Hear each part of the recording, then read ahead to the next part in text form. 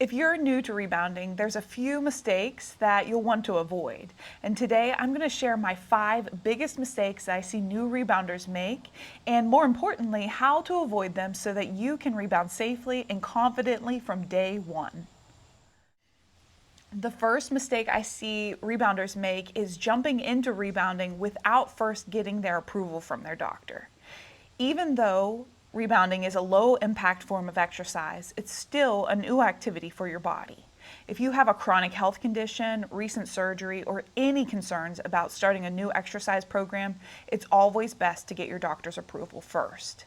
Once you get the green light, you'll be able to start your rebounding journey with confidence and peace of mind.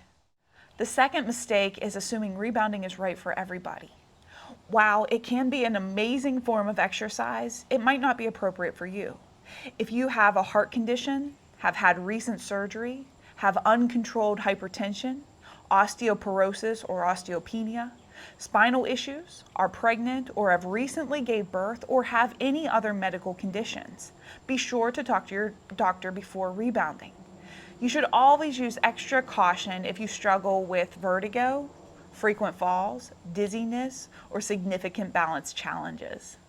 And remember, if your doctor advises you not to rebound, that's totally fine. Trust me, there are so many other wonderful ways to stay active, including walking, swimming, tai chi, strength training, and much, much more.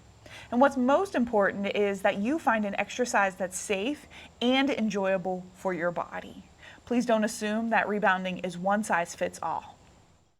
The third mistake I see is not using proper form.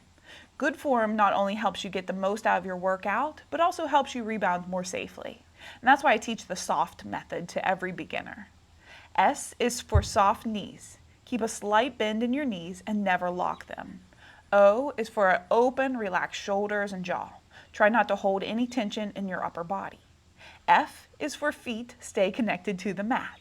For the health bounce, you don't need to jump high up into the air. Simply press your feet into the mat and let the rebounder respond to you. And T is for tall spine, with a gently engaged core. Stand tall through your spine while allowing a slight natural hinge in your hips. Think supportive and athletic, not stiff or rigid. And mastering these simple basics will help you feel more confident and comfortable every time you rebound. And if you would like more safety tips on how to get started, please download my free guide below. It's the Beginner Safety Guide to Rebounding, and I'll leave it in the links below. The fourth mistake I see is doing too much too soon.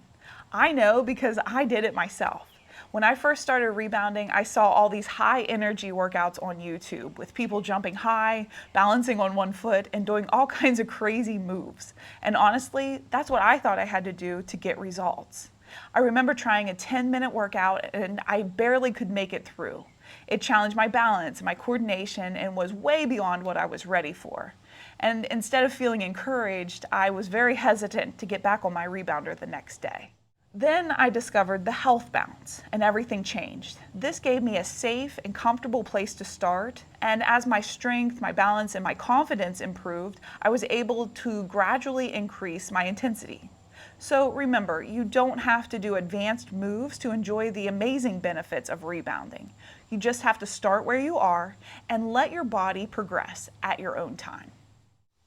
The fifth mistake I see often is new students not listening to their own bodies. You know that your body is incredibly smart, and it will usually let you know if something just doesn't feel right or is not for you. If you experience pain, dizziness, shortness of breath, or unusual discomfort, stop and take a break. Remember, this is not a race. Rebounding is a journey, and your goal is to build strength, balance, and confidence one bounce at a time. The more you can listen to your body, the more you'll enjoy the incredible benefits of rebounding for years to come. If you'd like to know which rebounder I use, it's the BCAN BT4. I'll leave a link down in the description below and you can check it out. Before you go, be sure to download my free Beginner Safety Guide to Rebounding using the links down below. And then watch this video next. It's 6 things I wish I knew before I started rebounding. And this is your perfect next step. Thank you so much for watching, and I'll see you in the next video.